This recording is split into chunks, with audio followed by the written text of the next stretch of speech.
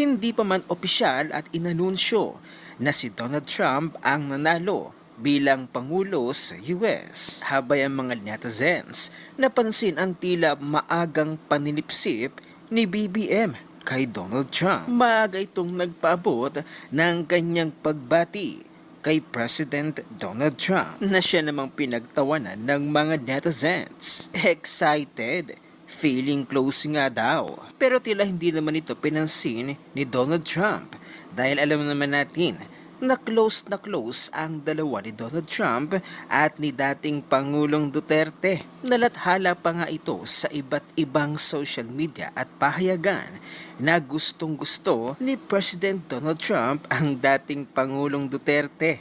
Tiyak nga daw na nag-aalala na ang mga loyalista para kay BBM. Paano na ang naratibo ng mga loyalista na ang mga Duterte ay pro-China?